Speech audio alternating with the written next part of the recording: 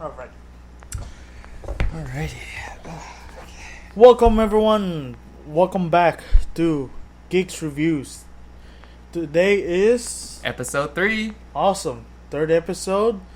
Actually 6 week of doing this. Yeah. But for today's topic, before we completely start, spoilers alert, because we'll be discussing It Chapter 2, The Green Frontier, The Spy, and The Chef Show. Pretty much big. And don't forget Pirates.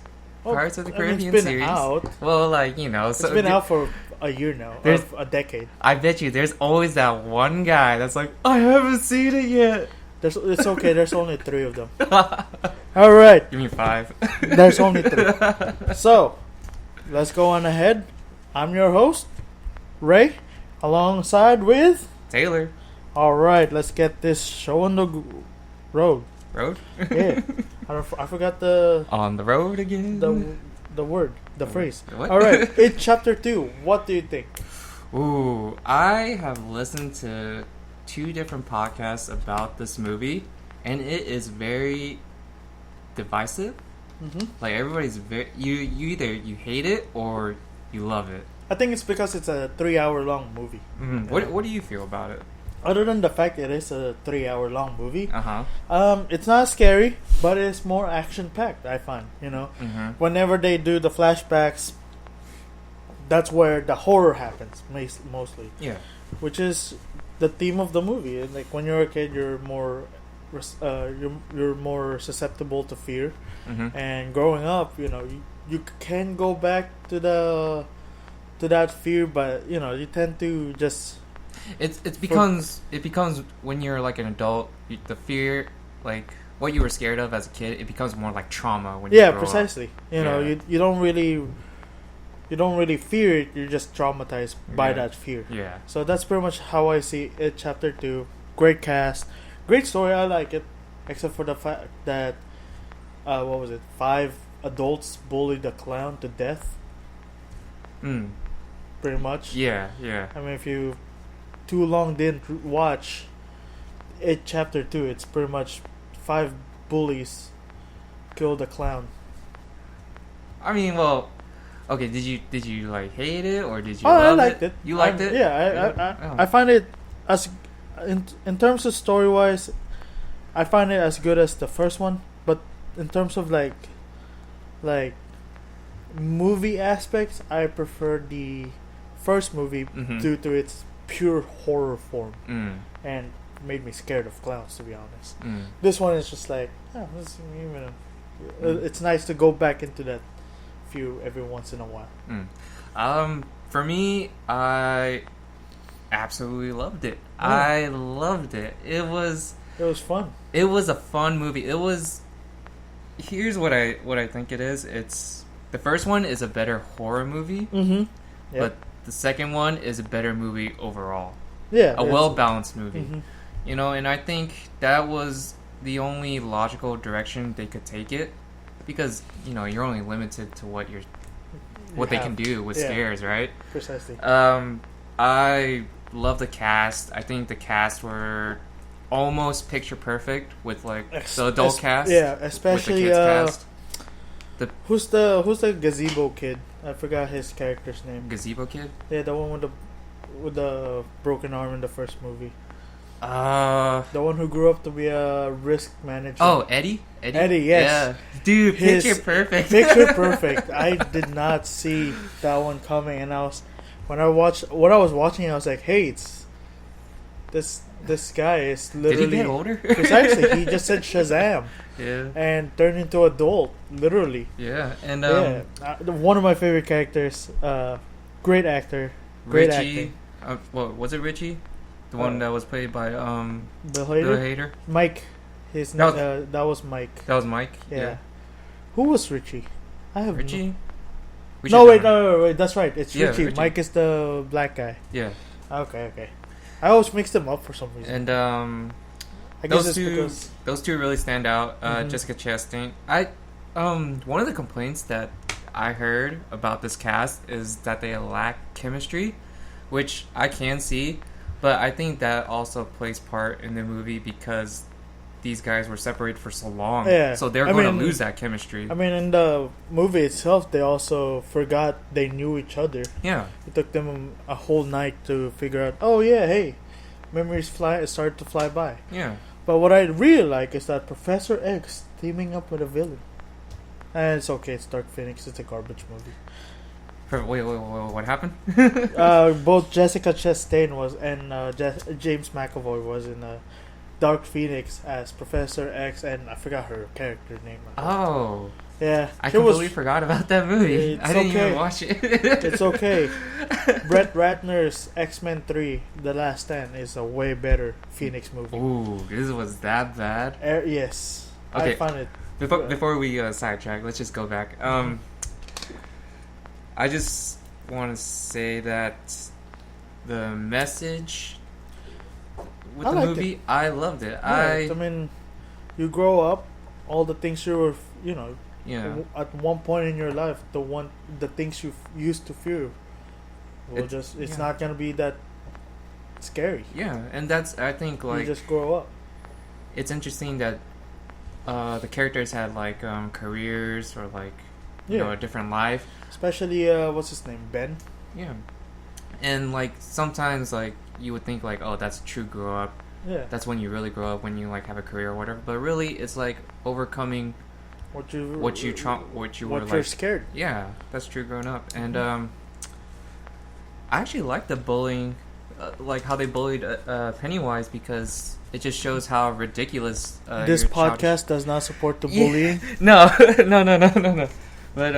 But yeah, I see what you mean. Yeah, it shows how ridiculous your childish feels. Precisely, fear of clowns is just a bunch of guys with makeup. Yeah, man. And favorite scenes from the movie.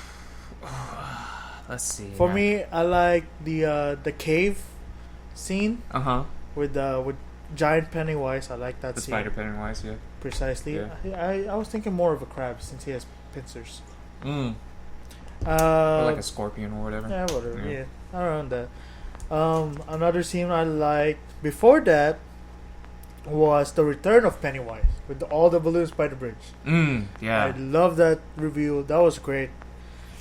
That actually, like, I was like, oh my god, he's back. I got my heart pumping. I was like, yes. But what about you? Ooh, I would say that scene with the little girl under the bleachers. Oh yeah, that made me jump. I was like, oh no. I was like, yes, a scary scene. But unfortunately, that's one of the very few scary scenes from that movie. Yeah. But yeah, let's go back. It's not, it's not meant to be that scary. No. And there are rumors that they're going to do like they're going to combine the two movies together, and there's going to be added scenes. 6-hour long movie. Well, they said maybe like 4 hours. Okay. Yeah. They're cutting a lot then. They're cutting and they're adding things to like smooth it out. Okay. I guess. So it's going to be interesting to see both movies as one movie. You know what? Another thing I really like about the movie, the flashbacks, because in the first film we were just seeing like all of the flashbacks in Chapter 2 were right before the final fight at the house. Right.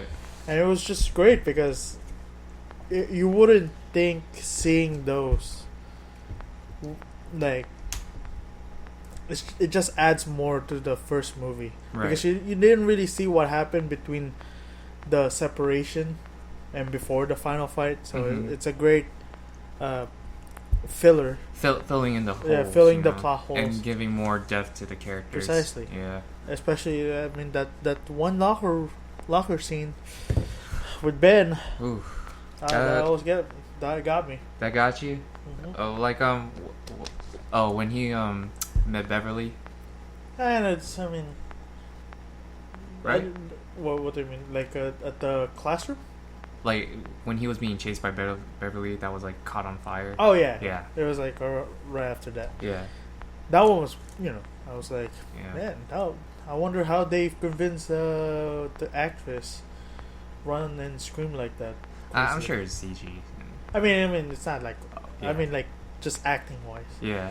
I was like, all right. Anyway. Who do you think had like the best scares? And the new one, I would say Ben. And Richie. Bill didn't have a scary one. He mainly he was yelling at Pennywise mostly, but poor kid. Oh yeah, that little kid that got eaten in the fun house. I'm not gonna lie, I can't believe I had to really go to the bathroom right before that scene because I didn't know how Pennywise got there. I don't know how. So I was like, all I know is that right before that, James McAvoy was in the funhouse. I was like, next thing I know, poor kid. R.I.P. I'm glad I went to the bathroom when it was the trailers. Yeah, when Beverly went to the old lady's house, I was like, oh, I already seen this before. Yeah. That one's up. That one just I like that one though. Yeah, I like that one one's as great. well because it had that very creepy vibe. It had some in the rest of the movie, but it didn't really have that same massive vibe, that creepy atmosphere. Of course. But yeah. People, I would say like a few complaints I have with the movie is Mike's story was kind of, there was something missing. Yeah, it did feel like something is missing from his story. Yeah, I feel like I think like they're going to add more to his stuff. Maybe they could, but he is the one who stayed in Derry.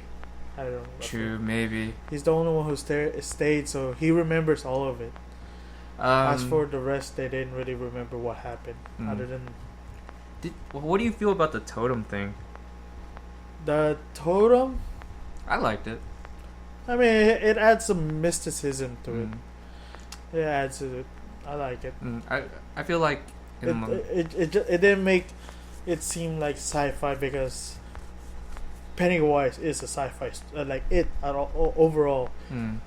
Pennywise itself is a science fiction character. It's not. He came from a different dimension, according to Stephen King's books. Apparently,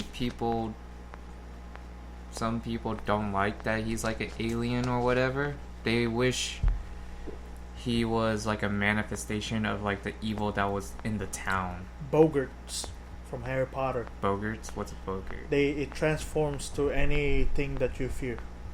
So let's say you're afraid of Professor Snape. That little balloon guy will turn into Professor Snape. That's pretty much, yeah. So it literally transformed to your worst fears. So pretty much Pennywise is a Bogart from Harry Potter. Let the record show I am not a big Harry Potter fan. Thank you. Let the record show he's kicked out. Oh. Oh no. Well, on to the next one. Since we're diving into the fantasy stories, Pirates of the Caribbean. Argy matey. I like it. I like the series. Even episode 4. I mean, Episode 4. Episode 4 and 5. I mean, the fourth movie. First movie and the fifth movie. You're the first, to be honest, because every time I hear anyone talking about, every time I hear people talk about the newest stories from Pirates, everyone say it's garbage. And I gotta, I mean, I'm not gonna lie, I saw the trailer for On Stranger Tides, and even I was like, that looks garbage. I saw Dead Man Tell No Tales. I mean, I saw the trailer, but not the movie. And I thought, well, might be good. I thought it could be a good movie, but I'm glad I didn't watch it because a lot of people, didn't like it either. But the first three, the first three pirate movies, are great because the first Pirates, Curse of the Black Pearl, is what made it. Yeah, precisely, it's a classic. What made it great is that it's so enclosed.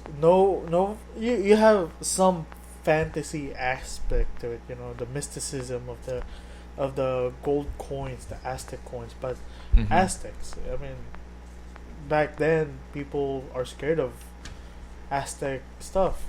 People believe in the Mayan calendar. I mean, sure they're not Aztec, but same general region. So indigenous. Yeah. Precisely. I got you. And then they're mostly concerned about the pirates itself, not really Davy Jones or a Kraken. Compared to the second and the third film, because the second film expanded on the world of the Pirates of the Caribbean. I wouldn't say the full world, more like just the deeper lore. Yeah, precisely. By adding Davy Jones, which is a typical term in pirates. I don't know, pirate language.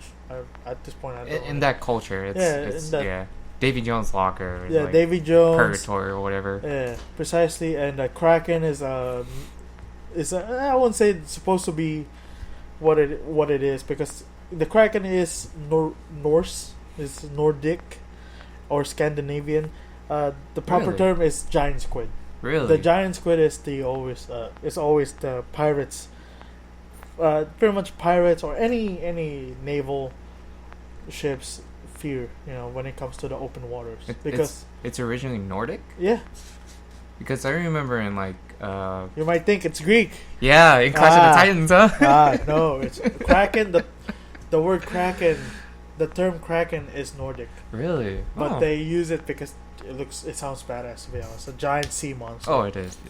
But by adding those two, kind of takes off the realism, the grounded world of pirates, where the British colonies all have to worry about are literal pirates, going around raiding other people, and that's the garage opening up. Yeah.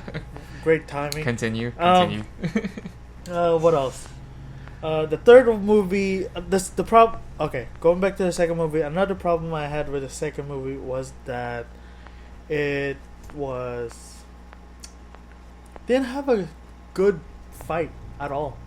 Second movie? Yeah, I like the whole they were on the island and it was. I find that very comedic for a pirates movie. Well, wasn't it kind of? They were going around on a wheel. Yeah, on a water wheel.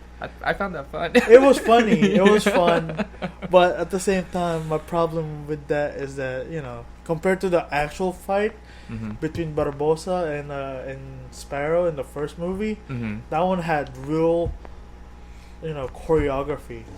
As for the second one, they just swung swords at one another. Even the first fight between Turner and Sparrow was amazing. Yeah.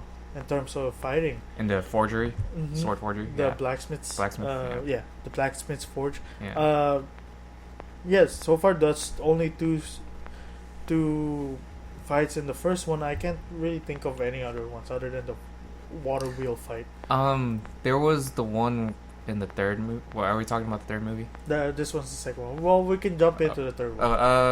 Well, in the second one, I cannot think of any other fight other than the big one. Actually, I do have another one. This became one of my favorite fights after rewatching it. Yeah. The two comic reliefs from the first movie. Well, I won't say comic reliefs. They weren't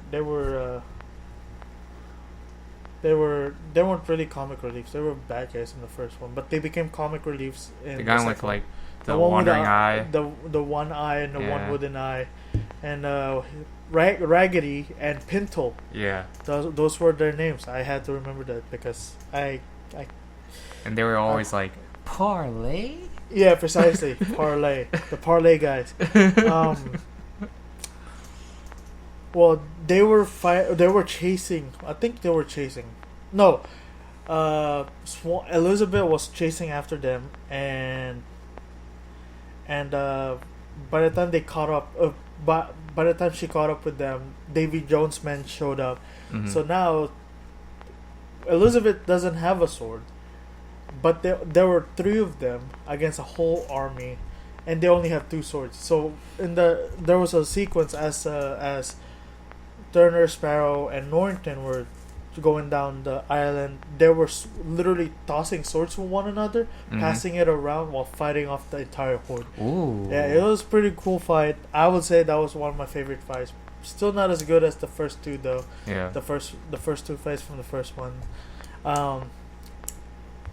Well, that's pretty much it for the second one. Jumping on to the third one, which I always thought was peak Sparrow movie. That was like the movie where if you want to know more and a lot about how cunning and smart Jack Sparrow is, you gotta watch the third one because he got out of everything. Yeah. So much. I was like, how? You know, at this point, how? He basically escaped purgatory. I mean, well, he got help, but like. But still, like he solved how to escape. He got a deal from what's his he got a deal from the Indian trading company, British Indian trading company, the West Indies, East Indies. At this point, something British in old time. Yeah, Beckett, Cutler, Beckett, and he fooled Turner. He fooled Davy Jones. He fooled a lot of people. It was great. He also fooled Barbossa by cutting out the middle circle for the map. It was great. That's why I've always thought at World's End is big Jack Sparrow movie. And then that one fight against Davy Jones at the very end, when they were like in the whirlpool. The maelstrom, and they're just like standing at the, I don't know what they're called. I know the post itself is called the mast, but I don't know what the branches are. The beam? I guess we'll call it a beam. It's part of the sail. Yeah, precisely. It's the tall part of the ship. While Captain Jack Sparrow holding on to the chest with one hand and a sword in one hand. I'm like, how is this guy not falling off? I would have fallen off like 20 seconds ago, like 20 minutes ago. It's that rum balance. Precisely. I'm like, this guy drinks so much that he can balance himself while drunk or while not drunk and going on a whirlpool. But he's got the sea legs. Precisely. Peak. That's why I would say at World's End, peak Jack Sparrow because of how cunning and smart he is, and that great fight against Davy Jones at the very end. Are you surprised that they expanded more on the Davy Jones story rather than like the Aztec gold part, or would you want it to? Because I feel like after the first movie, nobody really talked about the Aztec gold. Oh yeah. They bring it up in the second movie, I believe, and a little bit when Jack saw Barbossa in the third one. And I think like the main artifact that was, well, the two main artifacts that were really centered in the second and third movie, it was more of the Black Pearl and Davy Jones' heart. Yeah. Well, the Black Pearl is a big thing because we don't really know who's. Because Davy Jones gave it to Jack. Yeah. As long as that Jack fulfills his end of the bargain of becoming his worker. Yeah. Part of the crew. Yeah, part of the crew. Yeah. I forgot what the part of part the of crew. Ship, part of. Oh yeah, part of the ship, part of the crew. The chant. Yeah. The creepy old chant. But yeah. Speaking of indigenous people. Wait, what? What do you think of the Green Frontier? Oh, okay. The greatest segue of all mankind. Nice. But yes. So, Green Frontier is a new miniseries by Netflix. It's on Netflix. And it takes place in South America, in the Amazon area. And it was wonderful. It was a very beautiful story. It kind of mixed. When I saw the trailer at first, I thought it was like a psychological horror, like Heart of Darkness thing. It does have that title, The Green Frontier, the mysterious side of rainforest. Yeah, in the Amazon rainforest. Especially that, And but it's really like a true detective mixed with Heart of Darkness type, and I loved it. It was cinematography was great, acting was great.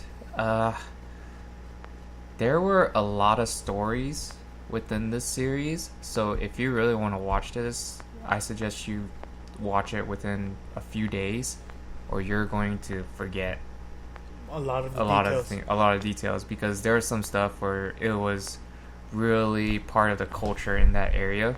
And I liked how, you know, in other movies when they show the Amazon rainforest, they'll show like the animals and all that stuff. I don't remember seeing any animals, really.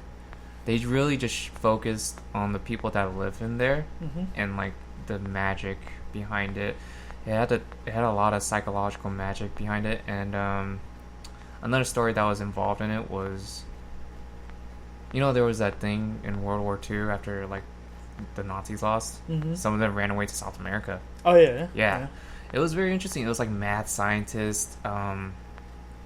When did the series take place? Is it modern time or is it a little bit before that?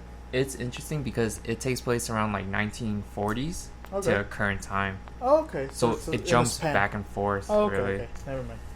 So it spans, but okay. Yeah. Flashbacks and flash forwards. Yeah. No way. And it could get confusing from time to time because it jumps, but it's easy to follow. It had very interesting. The endings, the way they tied up the multiple stories, it was kind of open-ended. Cause, yeah, like it's hard to find a good ending nowadays. That's interesting. They just left it like that.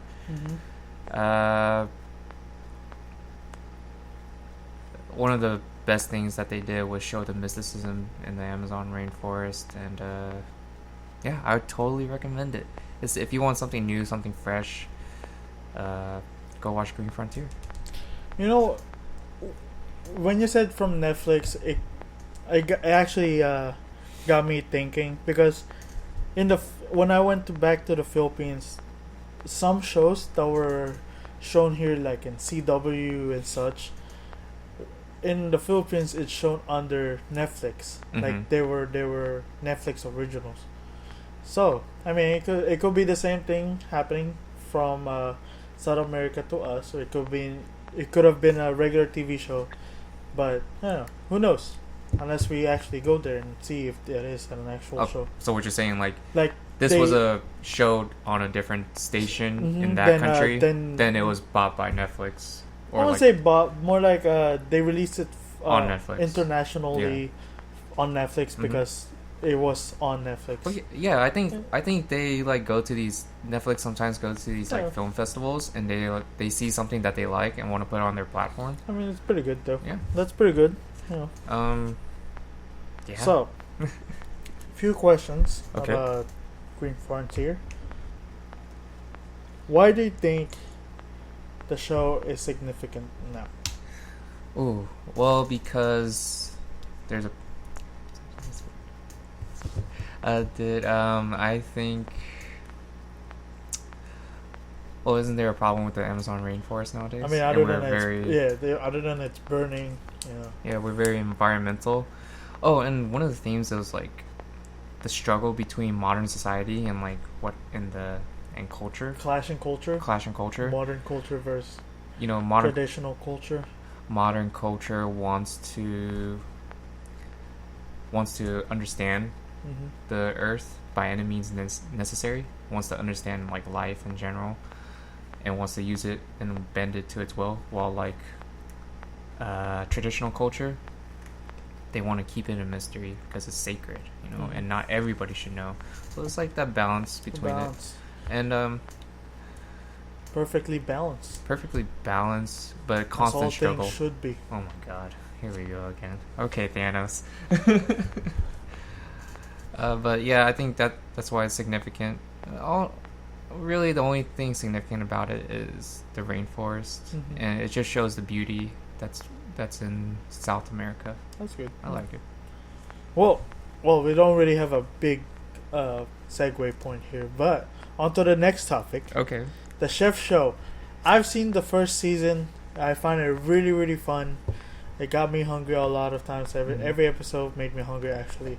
But I haven't seen the second season. What do you think of about the second season? Second season, I still liked it. I still loved it. Does it still have the flair of what made the first one? Oh yeah, and like I feel like the first season it had a lot of celebrities. Yeah. That people, they already like. People that are familiar since. Yeah. Jon Favreau is working with Marvel so closely, as well as Disney with the all new animated remakes and the Mandalorian, Iron Man 2. Yeah, basically everyone from who he worked with. And Spider-Man. That's right. Yeah, Spider-Man, Iron Man, Russo brothers. And Kevin Feige was in there. Yeah, one Kevin of the Feige was episodes. in there. Gwyneth Paltrow was in there. Was also there. Yeah.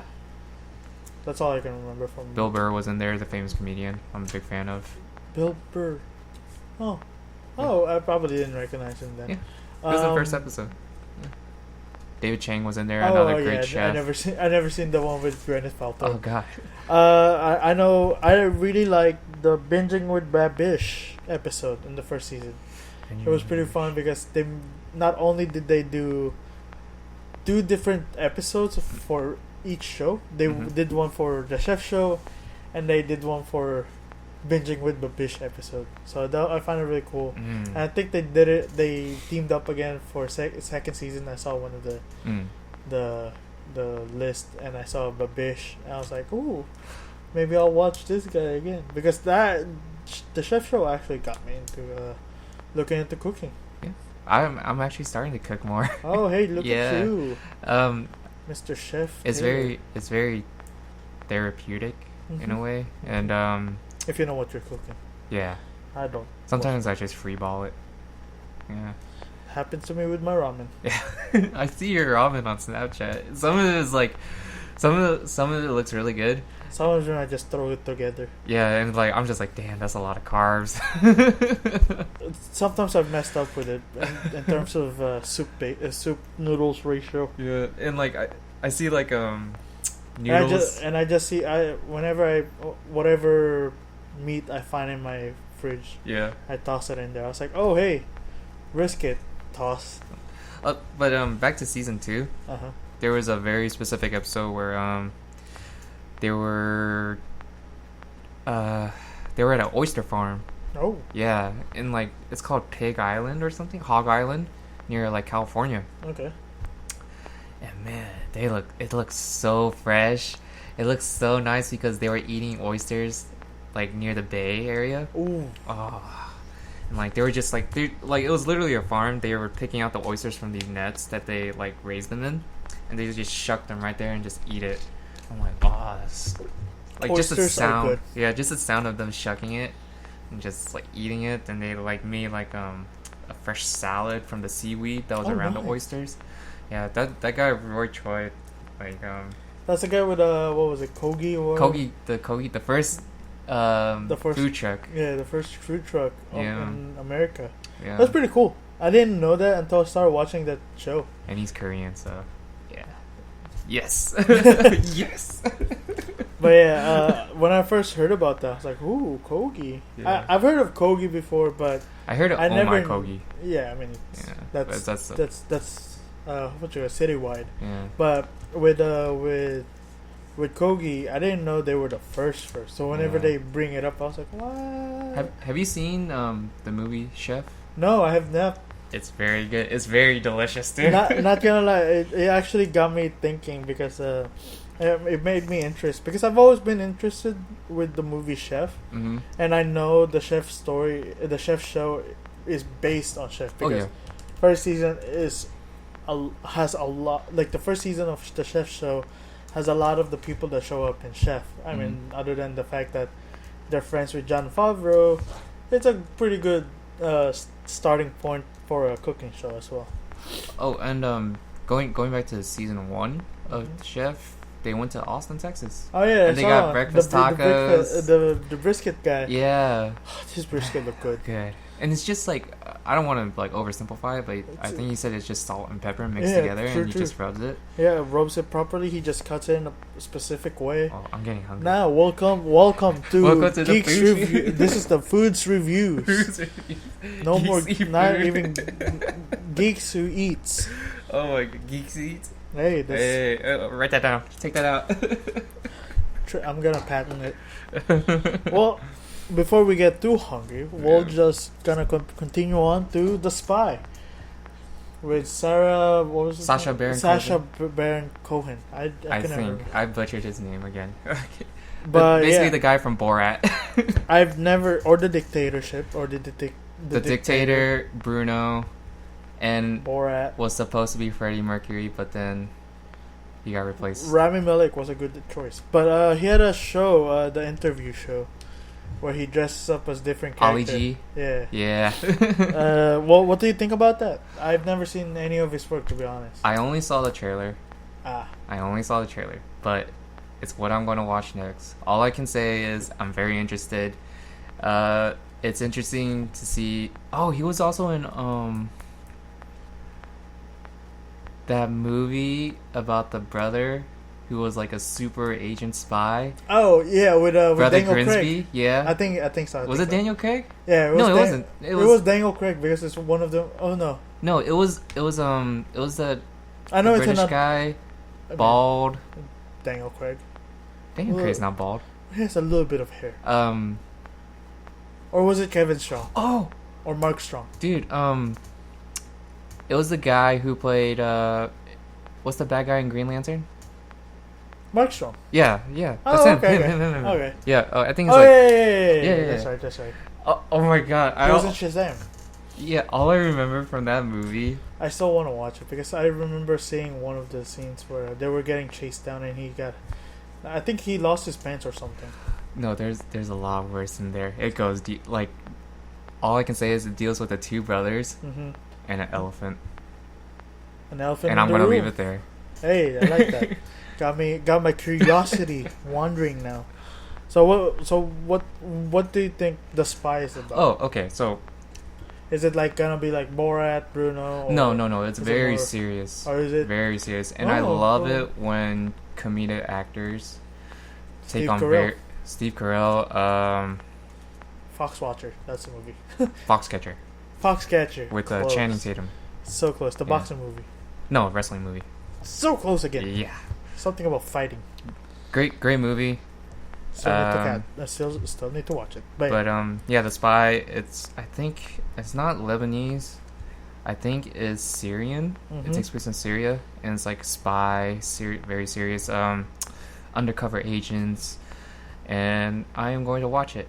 It's on Netflix again. You know what? Like, people say, "Oh, this is the end of Netflix," but I think. Oh, is it? Okay, it is on Netflix. I remember seeing on a list like coming soon or something. But I think with Netflix, they're willing to do anything.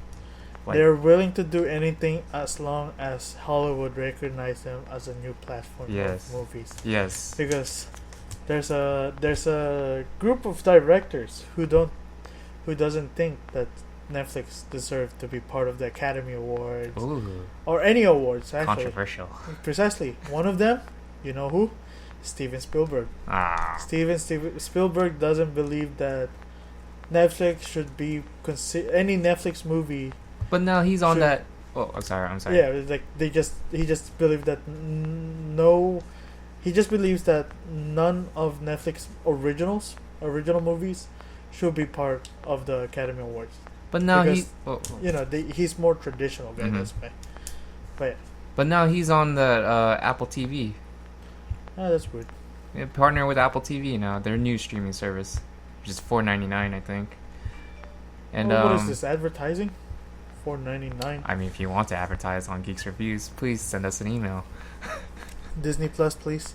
Disney Plus? Oh, I was hoping. It's $12.99. Disney Plus. $8.24, please. We'll do it. Yeah. Yeah, and next episode, I'm gonna watch it, and then. When does it come out? No, it already came out. It's already out. Yeah, it's already out. Yeah, and it's on my list. I got a lot of things on my list. I need to go through. I don't. I'm just going back to my old stuff. Well, The Spy. Yeah. I'm trying to think of a good segue point because what do you think of the Suicide Squad list that James Gunn recently released? The cast. It's a lot of recognizable cast members. Mm-hmm. One of them you won't be able to see. It's John Cena. Okay. It's John Cena. It's John Cena. But yeah. But and I think there's like a quote about the movie, about the cast members saying like nobody's permanent. Oops. Yeah. But I'm hoping that they do another Slipknot from the first movie, because it's like they kill 6 of them right there. Precisely. That list is just so loaded right now. So loaded with... Okay, here we go. I pulled that out. Taika Waititi is also part. Which I want to see Jojo Rabbit. Oh, yes. Yeah, same here, same Very here. Funny. Idris Elba makes an appearance in the DC universe. Black Superman. Yep. Michael Rooker. What's his name again? Michael Rooker? No, who do you play in? Mary Poppins. Mary Poppins. I'm Mary Poppins, y'all. And the one that caught my eye the most, Peter Capaldi, former Doctor from the Doctor Who series. Oh, is it the very old? Yeah. Not very old, but like he's very serious. Yeah, to be honest, there's no ways. Like, he's just as silly as the other Doctors. But he looks serious. He looks super serious. It's because of the eyebrows. He looks like he's seen some shit. Because if you watch Doctor Who, they always make, like, by the time it got to his incarnation, they make fun of his eyebrows because it's always so angry. I feel that. I mean, he did have I think it was a show where all he did for a good solid few minutes, probably 4 minutes, was just like yell out curse words at some random guy. Nice. Yeah. So everyone's hoping to have that guy as well. He was also in World War Z, so he has a pretty good lineup for him. We also see some returning cast, as in Jai Courtney, Joel Kinnaman, Viola Davis, and Margot Robbie. Hey. Of course, 3 of them are obviously, Rick Flag, Amanda Waller, Harley Quinn. No Will Smith. No Will Smith, unfortunately. I really wanted Will Smith to be back. Do you think Idris Elba is going to be? No, he's not Deadshot. No, Okay. They already mentioned that Idris Elba's character is a brand new character. The one I'm really surprised that they're bringing back was Jai Courtney, because I feel like I felt like oh my god, stop barking, dog. I felt that Jai Courtney was one of the weaker ones in the first Suicide. I mean, I like Captain Boomerang, but I don't think his Captain Boomerang was all that great. Oh, it's the guy I thought was Tom Hardy at first. Sorry, Jai. Oh, really? Yeah, I thought he was Tom Hardy. He was in not the Hunger Games. He was in the Insurgent movies. Oh, the Divergent, whatever Yeah, it's the called? Divergent movies. He was one of the free runners or whatever they were called. Another movie was the Transformers Genesis. He was Kyle, I think. No, Terminator Genesis. Yeah, Terminator Genesis was also his. No, he was also in Divergent. Yeah. And he was, and then in Genesis, he was Kyle Slash or something. I don't remember. Mr. Courtney, if you're listening to this, which you're probably not, I just want to say I'm sorry, and I'll start watching your movies and get you and differentiate you from Tom Hardy. Wow. Yeah, sorry. It's okay. There's another Tom Hardy look-alike, to be honest. Yeah. The one that really caught my eye. Oh yeah, I forgot to mention Nathan Fillion and Sean Gunn making an appearance to the DC universe. But yeah, the one I'm really surprised is John Cena. John Cena making a big appearance to the DC universe. Because everyone thinks that John Cena will be Shazam before, because of his body build compared to The Rock. Oh. Yeah, and he has a very childlike manners, to be honest. You gonna stop? But yeah, David. I don't know how to pronounce that name. Do you know how to pronounce that name? Malshayan makes another appearance to DC Universe. The first time he showed up was the Dark Knight. Oh, he was like the crazy guy. The guy that was Thomas Schiff. The guy that got caught by Harvey Dent. Harvey Dent. Yes. Yeah. Another DC character he played is I forgot his actual name, to be honest, the character. I forgot the character name, but all I know is I saw him in that cop uniform. That's it. And he was part of the that was in the Dark Knight. Yeah. The second time he showed up in the DC universe was the Flash, the TV show. He played as a villain from the future who has magic powers. I just forgot his character name, to be honest. He was considered one of the greatest Flash foes, and this will be his third time. I'm hoping that he reprised that role. Oh, actually, there's another one. I think her last name is NG. NG. You mean Aji? No, Mailing NG. Yeah. Ning. Well, anyway, she was one of the warriors from Wonder Woman movie. Really now? So I'm glad a lot of these, like, I wouldn't say background characters, but like characters that had smaller roles, or like new actors that are coming in, they're, getting some more spotlight. She could be Artemis. She's badass. She looks built. Not built, but like athletic, badass. No, maybe not Artemis. Not Artemis? Who do you think? Artemis is young. I don't know. No offense, but listen, you can be anything. Could be a new villain. Hey, I could take her for Enchantress too. Yeah. I'm fine with that. I think, well, her as a Enchantress, like, probably kind of better waste. than Kara. She's more badass than like Enchantress. She needs to fight. She needs to just put in some elbows and some knees and I guess. Who do you think is gonna die? Everyone. Just everyone. Viola Davis will just activate that collar, and only Captain Boomerang and Harley Quinn will survive. How do you feel about James Gunn taking on this now? He's still going to do Guardians of the Galaxy Volume 3. I think Guardians 2 was garbage. It was very childish. But him taking on a DC movie, I feel like this, because he had a dark humor. Yeah, he has dark humor. Very dark humor. Suicide Squad is the perfect chance to put that together, because he can't do that with Guardians. And Guardians, I mean, there were some dark humor, but it's Disney. It's just the Jackson Pollock picture. Oh yeah. It took me a while to get that joke because I didn't know who Jackson Pollock was before, but I looked it up and I was like, oh, that's gross. God, that's gross.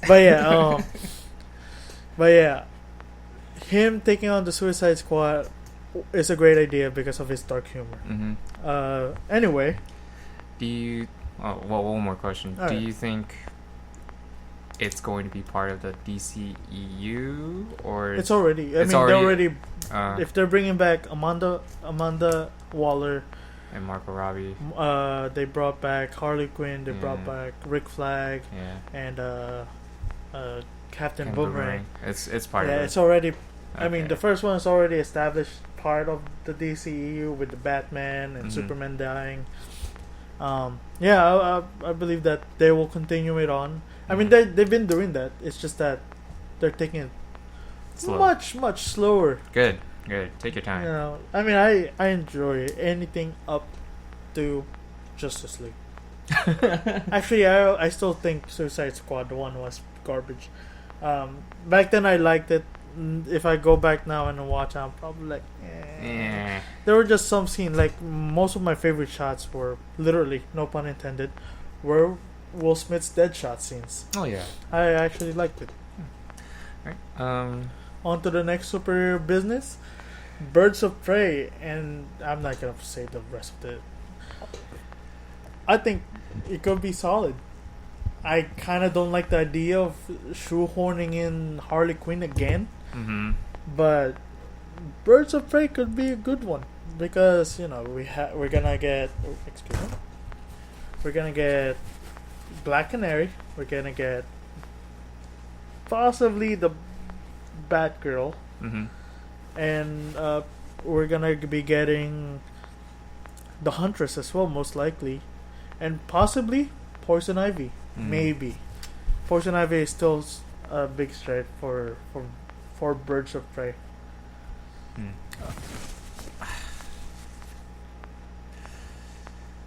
It looks tacky though. It looks like it's Suicide Squad 1. Yeah, and like I know DC released another movie that was kind of same thing but more realistic. It was like Hell's Kitchen.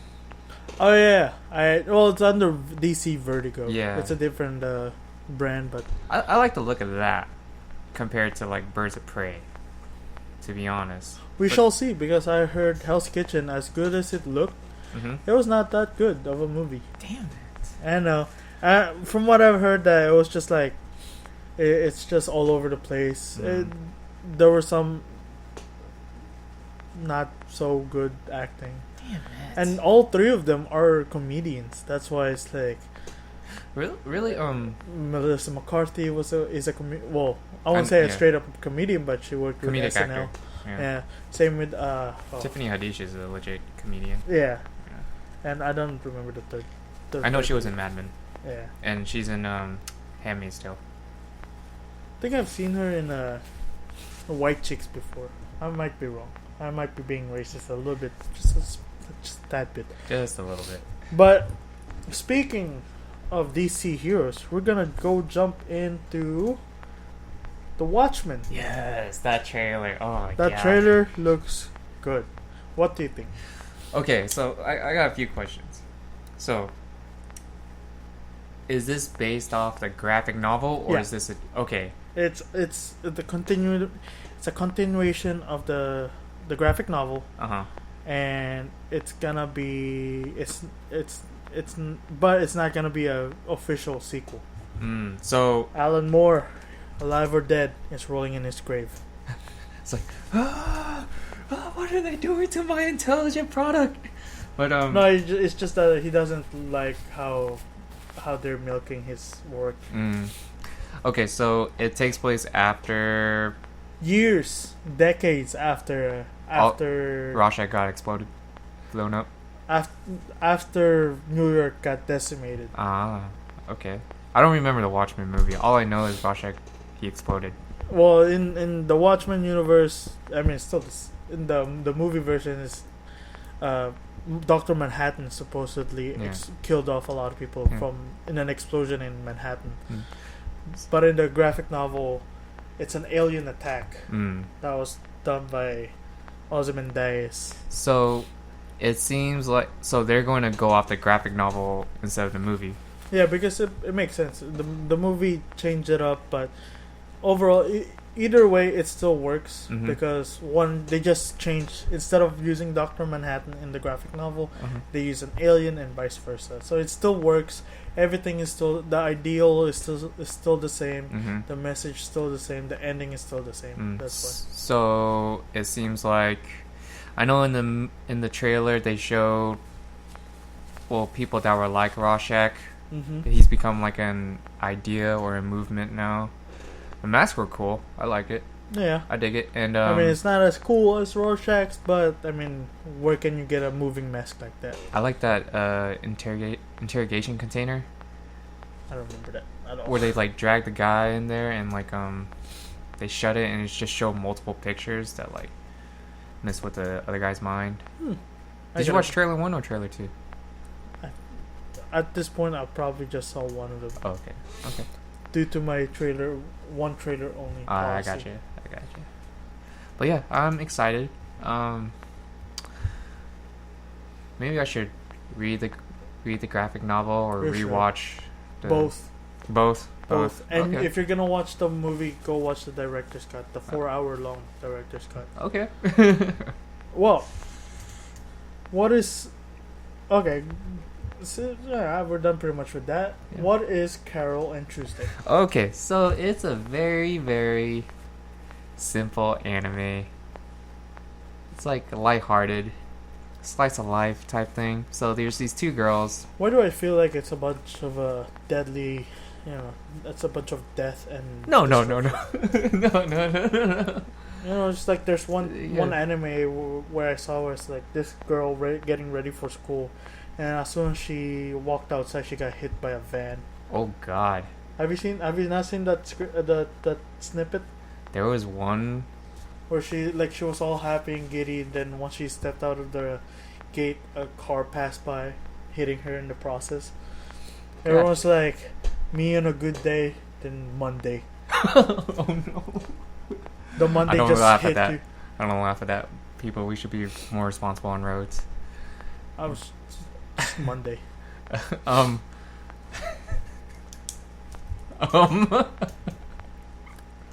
to Carol and Tuesday.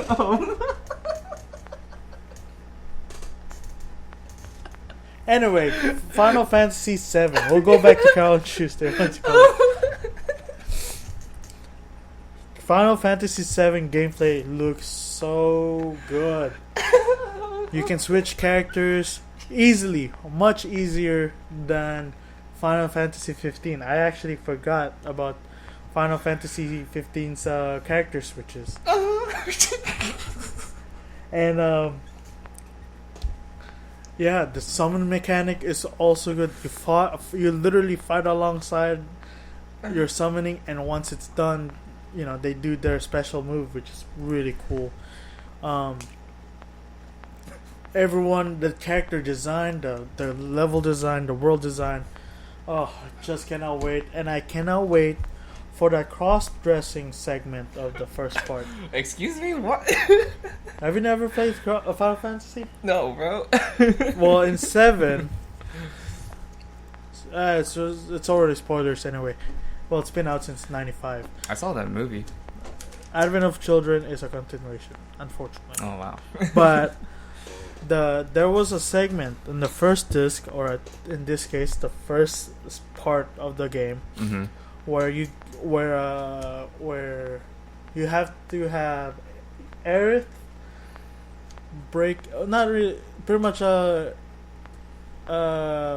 go in as an undercover prostitute, mm-hmm. But you don't hear anything from her in a while. So Cloud got worried. So if I remember it correctly, of course, so Cloud got a wig, a dress, and a ribbon to tie up the hair. Mm-hmm. I don't know how they're gonna mask that, but they made